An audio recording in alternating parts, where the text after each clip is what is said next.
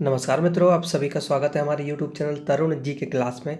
मैं हूं तरुण और मैं आपके लिए लेके आया हूं जो ग्रेड 2 अभी हुआ था एमपीटीटी का, उसका जो ओल्ड पेपर है उनको हम यहां डिस्कस करेंगे, क्योंकि यहीं से क्वेश्चंस कहीं ना कहीं ग्रेड 3 में आने वाले हैं। तो मेरी आपसे रिक्वेस्ट है, वीडियो को पूरा देखें, साथ ही साथ हमारे लाइव टेस्ट ज़रूर दें। रोज़ाना लाइव टेस्ट हमारा यहाँ पर 11 बजे चलता है। तो मेरी आपसे रिक्वेस्ट है, 11 बजे एग्जैक्टली आप हमारे यूट्यूब चैनल पर डेली आएँ, जिससे आप टेस्ट पेपर को हमारे साथ ही दे सकें। साथ में सभी को कमेंट करना है लाइव टेस्ट में, भले ही उनके आंसर गलत हो, देखेंगे कि कितना हमसे बनता है। ठीक है, तो अब हमारे चैनल को सब्सक्राइब कर लें, लाइक करें, क्योंकि माता रानी की कृपा आएगी।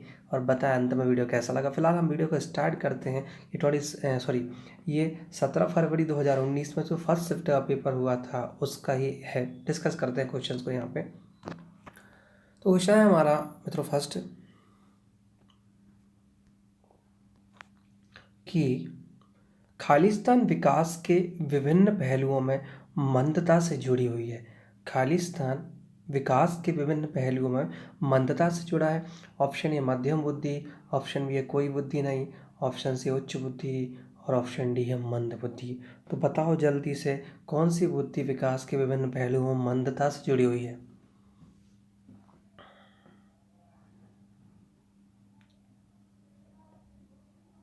तो इसका जो राइट आंसर वो ऑप्शन नंबर डी हो जाएगा हमारा मित्रों। मंद बुद्धि जुड़ा है विकास के विभिन्न पहलुओं में मंदता से। चलते हैं दोस्तों नेक्स्ट क्वेश्चन की ओर। और नेक्स्ट क्वेश्चन हमारा बेटा क्या बोलता है, डिस्कस करते हैं।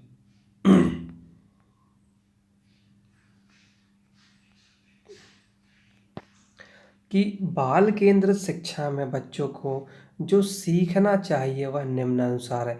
या हम बाल केंद्रित शिक्षा की बात कर रहे हैं। ऑप्शन ए गतिविधियों के माध्यम से, ऑप्शन बी है उनके परीक्षा परिणामों के अंकों से, ऑप्शन सी है बच्चों की योग्यता, रुचि, क्षमता और पिछले अनुभव से, और ऑप्शन डी है बच्चे के पिछले अनुभव के अनुसार।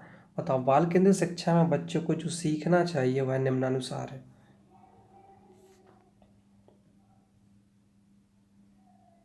इसका जो राइट आंसर है दोस्तों वो हो जाएगा हमारा ऑप्शन नंबर, याद रखना, सी, बच्चों की योग्यता, रुचि और क्षमता के पिछले अनुभव से। क्या हो जाएगा? बच्चों की योग्यता, रुचि और पिछले अनुभव से। तो बाल केंद्र शिक्षा में जब हम सिखाते हैं ना, उसमें सबसे पहले हम जो पिछला था उसी को कनेक्टेड करते हुए आगे की यूनिट्स पढ़ाते हैं, याद रखिएगा। नेक्स्ट क्वेश्चन की ओर चलते हैं मित्रों। नेक्स्ट क्वेश्चन है हमारा थर्ड। बाल केंद्र शिक्षा में आमतौर पर निम्न शामिल होता है। ऑप्शन ए तुरंत या मौके पर मूल्यांकन, ऑप्शन बी कोई मूल्यांकन नहीं, ऑप्शन सी अधिक योगात्मक मूल्यांकन और ऑप्शन डी अधिक रचनात्मक मूल्यांकन। तो जल्दी से बताओ, बाल केंद्र शिक्षा में आमतौर पर निम्न शामिल होता है।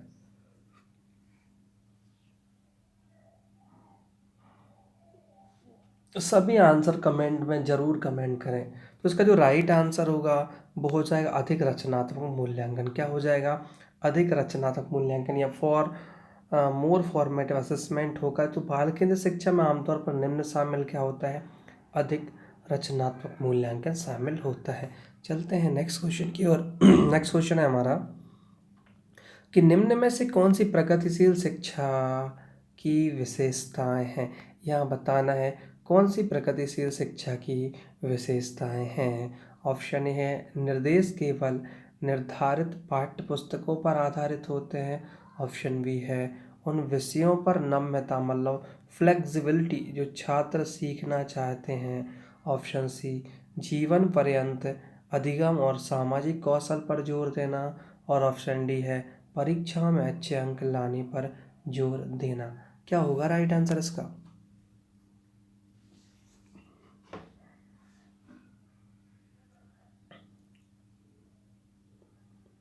तो इसका जो राइट आंसर होगा दोस्तों वो हो जाएगा जीवन पर्यंत अधिगम और सामाजिक कौशल पर जोर देना। तो ऐसी याद रख लो, प्रगतिशील शिक्षा की विशेषता में एक और जोड़ लो पॉइंट, जीवन पर्यंत अधिगम और सामाजिक कौशल पर जोर देना। तो प्रगतिशील तात्पर्य प्रोग्रेसिव एजुकेशन जो है उसका मतलब ही होता है कि आप जिंदगी भर कुछ ना कुछ सीखते रहें। और मेन चीज़ में सामाजिक कौशल मतलब जो सोसाइटी में जो चीज़ें हैं, किसके साथ कैसा व्यवहार करना, उनके नियमों को मानना, ये सीखते रहें। ठीक है, चलते हैं हमारा 5th क्वेश्चन की ओर और बोलता है हमारा 5th क्वेश्चन कि प्रदर्शन बुद्धि को निम्न के द्वारा मापा जाता है। प्रदर्शन performance intelligence is measured by. प्रदर्शन बुद्धि को निम्न के द्वारा मापा जाता है। ऑप्शन ए है मौखिक क्षमता, ऑप्शन बी है समझ, ऑप्शन सी संख्यात्मक क्षमता और ऑप्शन डी है चित्र व्यवस्था।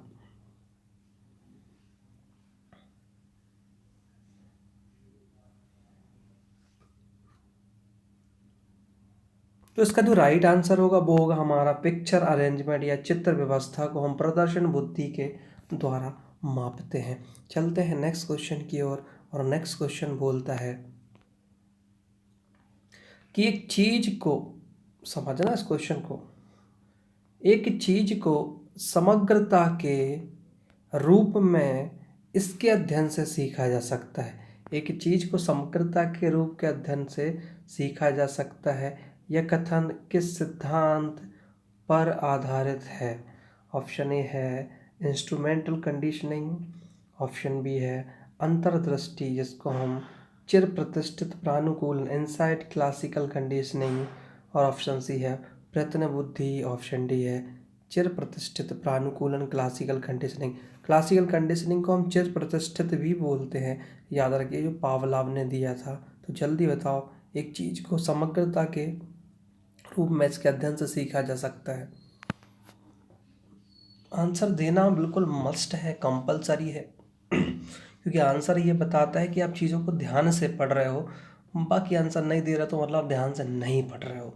इसलिए मैं बोलता हूँ आंसर जरूर दें और ध्यान से पढ़ें क्वेश्चंस को। तो इसका जो राइट आंसर होगा मित्रों वो होगा चिर प्रतिष्ठित प्लानिकूलन या क्लासिकल कंडीशनिंग। मैंने बोला एक चीज़ को समग्रता के रूप में इसके अध्ययन से सीखा जाता है, इसको बोलते हैं क्लासिकल कंडीशनिंग। आपने पावलाव में पढ़ा होगा। नेक्स्ट क्वेश्चन है शब्द सामंजस्य इससे संबंधित है। व्यक्तित्व, मनोवृत्ति, बुद्धि और प्रेरणा। व्यक्तित्व, मनोवृत्ति, बुद्धि और प्रेरणा। तो शब्द सामंजस्य किससे संबंधित है?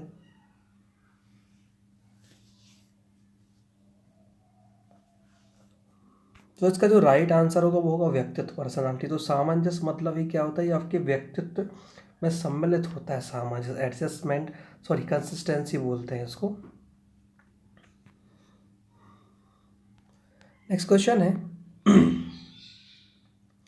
एक व्यक्ति के लिंग के आधार पर उस व्यक्ति के खिलाफ पूर्वाग्रह मतलब पक्षपात होता है।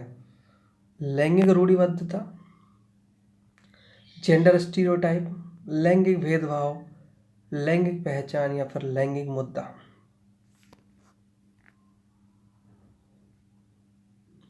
इसका राइट आंसर होगा ऑप्शन नंबर हमारा बी, लैंगिक भेदभाव, जेंडर बायस। जैसे हमने देखा है कई बार महिलाओं के साथ ये ज़्यादा होता है ऑफिसों में, जैसे कि वो कहीं काम करती वहाँ पर ये लैंगिक भेदभाव कुछ बहुत ही ज़्यादा होता है महिलाओं के साथ, याद रखिएगा। ठीक है, नेक्स्ट क्वेश्चन है कि मानव शरीर में सबसे छोटी हड्डी यानी स्टेपस कान के खालिस्तान होती है। अंदर, बीच में, इनमें से कोई नहीं या बाहर। जो हमारी रोजाना बाल विकास की क्लास अटेंड करता है वो इसलिए इस आंसर को बता देगा। जो कान में स्टेपस हड्डी होती है यहाँ पीछे के साइड, वो कहाँ होती है? तो इसका जो राइट आंसर वो होती है मिडिल में। कहाँ होती है? मिडिल में। तो आपको स्टेपस याद रखना है। सबसे पहले शरीर की सबसे छोटी हड्डी स्टेपस और सबसे लंबी हड्डी फीमर, जो कि कहाँ पर होती है? जांग में या थाइस में होती है सबसे लंबी हड्डी। ठीक है,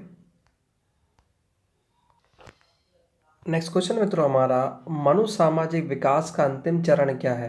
पहचान बनाम भ्रम, विश्वास बनाम अविश्वास, उदारता बनाम ठहराव या फिर अखंडता बनाम निराशा।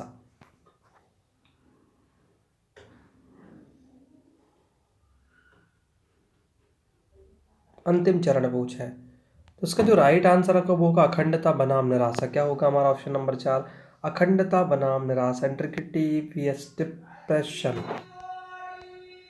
नेक्स्ट क्वेश्चन मित्रों हमारा एक निर्धारित समय की अवधि के लिए समान एक निर्धारित समय की अवधि के लिए समान बच्चों के अध्ययन को खालिस्तान अध्ययन के रूप में जाना जाता है।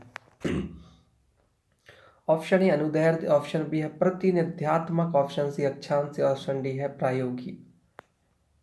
अनुदैर्ध्य, प्रतिनिध्यात्मक, अक्षांशी या फिर प्रायोगिक। तो एक निर्धारित समय की अवधि के लिए समान बच्चों के अध्ययन को खालिस्तान अध्ययन के रूप में जाना जाता है। जो इसका राइट आंसर होगा वो हो जाएगा मित्रों अनुदैर्ध्य, मतलब लॉन्गिट्यूशनल। पहले इसको हम हिंदी में इजीली तरीके से समझाएं। ये जो तल होता है इसको बोलते हैं क्षैतिज तल, हॉरिजॉन्टल तल, जो आप एक्स एक्सिस पढ़ते हो, और जो बाय एक्सिस मतलब ये होता है परपेंडिकुलर, जिसको वर्टिकल भी बोलते हैं। ठीक है, याद रखिएगा। तो इसको अनुदैर्ध्य लॉन्गिट्यूशनल बोलते हैं। ठीक है, नेक्स्ट क्वेश्चन है 12th क्वेश्चन है हमारा, निम्नलिखित में से कौन सी ग्रहणशील परामर्श दृष्टिकोण इलेक्ट्रिक काउंसलिंग अप्रोच की सीमा है? ध्यान से समझना क्वेश्चन को। निम्नलिखित में से कौन सी ग्रहणशील परामर्श दृष्टिकोण इलेक्ट्रिक काउंसलिंग अप्रोच की सीमा है? ऑप्शन ए है इस परामर्श दृष्टिकोण की गत्यात्मक विशेषता को नियंत्रित करने के लिए अत्यधिक कुशल परामर्शदाताओं की आवश्यकता है। ऑप्शन बी है परामर्श का अधिक सुविधाजनक दृष्टिकोण। ऑप्शन सी अत्यधिक प्रभावी और व्यवहारिक दृष्टिकोण। और ऑप्शन डी है परामर्श के अधिक लक्ष्य और समन्वित दृष्टिकोण। जल्दी से आंसर कमेंट में करिएगा। इसका जो राइट आंसर होगा वो होगा हमारा इस परामर्श दृष्टिकोण की गत्यात्मक विशेषता को नियंत्रित करने के लिए अत्यधिक कुशल परामर्शदाताओं की आवश्यकता होती है। इसको ही हम इलेक्ट्रिक काउंसलिंग अप्रोच कहते हैं। चलते हैं नेक्स्ट क्वेश्चन की और नेक्स्ट क्वेश्चन क्या बोलता है? भाई पेपर निकालना इतना इजी नहीं होता, याद रखना, पढ़ना पड़ता है दिन रात। नेक्स्ट क्वेश्चन है मित्रों हमारा, निम्नलिखित में से कौन सा तरीका है जिससे कि शिक्षक विद्यालयी शिक्षा में विशेष आवश्यकताओं वाले बच्चों का मार्गदर्शन कर सकते हैं? कैसे मार्गदर्शन करेगा एक टीचर? अधिक चुनौतीपूर्ण कार्य देना, अधिक परीक्षण देना, सुझाव और सहयोग देना, और अधिक गृह कार्य देना। बताओ भाई साहब कैसे करोगे बच्चों को मार्गदर्शन? इसका जो राइट आंसर है वो होगा सहयोग और सुझाव देना। यदि बच्चों को सही में आपको मार्गदर्शन देना है तो आपको उसको टिप्स देना पड़ेगा और सपोर्ट करना पड़ेगा, सहयोग और सुझाव देना पड़ेगा। नेक्स्ट क्वेश्चन की ओर चलते हैं मित्रों। नेक्स्ट क्वेश्चन है, निम्नलिखित में से कौन सा मास्लो आवश्यकता के पदानुक्रम में निम्न क्रम की आवश्यकता का एक उदाहरण है? जो मास्लो का आवश्यकता का नियम पढ़ा होगा। ऑप्शन ए है सम्मान की आवश्यकता, ऑप्शन बी है आत्मबोध की आवश्यकता, ऑप्शन सी है सुरक्षा की आवश्यकता, और ऑप्शन डी है प्यार एवं अपनेपन की आवश्यकता।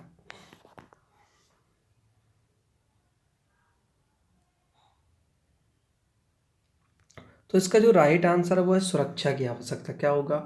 सुरक्षा की आवश्यकता, सेफ्टी नीड्स मांगता है। तो याद रखना एक उदाहरण है। यदि आप मास्लो का पढ़ोगे ना जब मांग, तो क्या क्या चीज़ें मांगते हैं तो तुमको पता चल जाएगा, एक मिल जाएगा, एक गैगनी का मॉडल भी मिलेगा तुमने। ठीक है, और मास्लो की आवश्यकता के नियम भी मिलेंगे। नेक्स्ट क्वेश्चन है, निम्नलिखित में किस प्रकार की बुद्धि का उपयोग यातायात के माध्यम से नेविगेट करने की कोशिश करते समय किया जाता है? ये तो रट गया होगा तुमको क्वेश्चन। ऑप्शन है प्रकृतिवादी, ऑप्शन बी है स्थानिक, ऑप्शन सी है अंतर्वैयक्तिक, और ऑप्शन डी है भावनात्मक बुद्धि।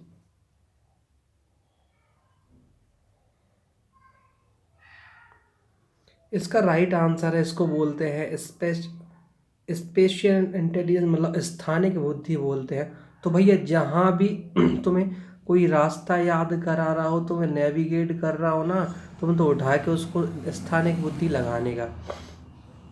नेक्स्ट क्वेश्चन है, एक बच्ची को हर सही उत्तर के लिए एक स्टार मिलता है, किस सुदृढ़ीकरण अनुसूची का उपयोग किया जा रहा है? परिवर्तनीय अनुपात सुदृढ़ीकरण अनुसूची, आंतरिक सुदृढ़ीकरण अनुसूची, आंशिक सुदृढ़ीकरण अनुसूची, और निश्चित अनुपात सुदृढ़ीकरण अनुसूची। क्या होगा इसका राइट आंसर?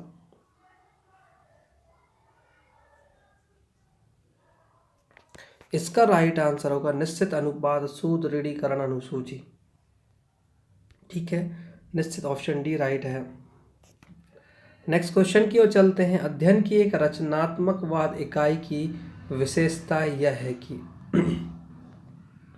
इसकी शुरुआत, ऑप्शन है इसकी शुरुआत इससे होती है कि बच्चे पाठ के लिए एक प्रभावी प्रस्थान बिंदु के रूप में जानते हैं। ऑप्शन बी है जांच, टेस्ट या नियतकार्य। नेक्स्ट ऑप्शन है जांच, टेस्ट और नियतकार्य असाइनमेंट का उद्देश्य केवल निम्न स्तरीय सोच का आकलन करना। ऑप्शन सी है यह पूर्णतः शिक्षक के निर्देश के माध्यम से प्रचारित किया जाता है। और ऑप्शन डी है प्रश्न पूछना अधिगम की प्रक्रिया में हतोत्साहित करता है।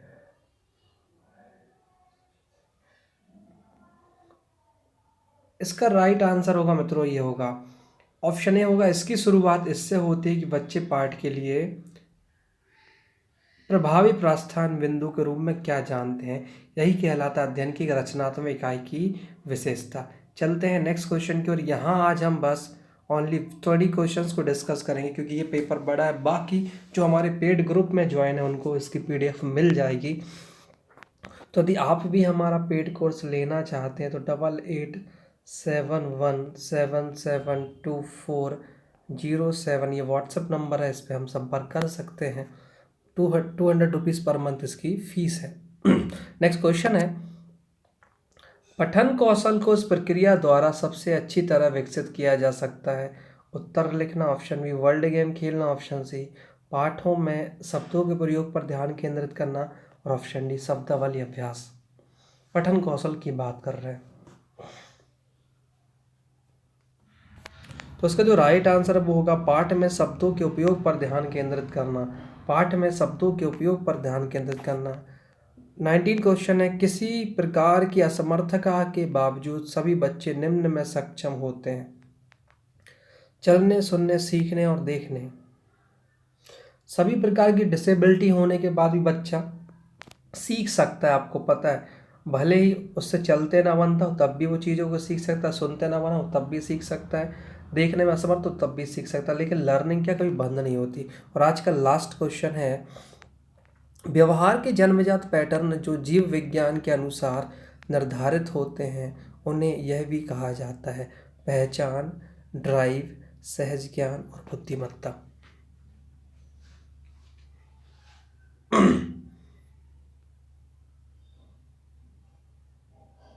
इसका राइट आंसर सहज ज्ञान है ना, याद रखिएगा। तो व्यवहार के जन्मजात पैटर्न जो जीव विज्ञान के अनुसार निर्धारित होते हैं उन्हें सहज ज्ञान किया जाता है। तो मित्रों वीडियो कैसा लगा, वीडियो को जल्दी से लाइक कर दो और कमेंट करके बताओ वीडियो अच्छा लगा कि नहीं। साथ साथ रोजाना 11 बजे क्लास होती है तो प्लीज़ आप हमारी क्लास को अटेंड करो। साथ ही डिस्क्रिप्शन बॉक्स में मैंने फेसबुक की लिंक दी है, वहाँ से जाकर आप ग्रुप ज्वाइन कर सकते हो हमारा, जिस पर लाइव क्लास 2 से 3 चलती है और रात में 9 से 10 चलती है। साथ ही साथ आप डायरेक्टली में से कनेक्टेड होना चाहते हो तो FB के लिए मैंने लिंक दे दी, उस पर क्लिक करके आप मिक्स ऐड हो सकते हैं और अपनी चीज़ें डिस्कस कर सकते हैं। तो मिलते हैं कल 11 बजे हम बाल विकास के क्लास में। जब तक के लिए जय हिंद, जय भारत।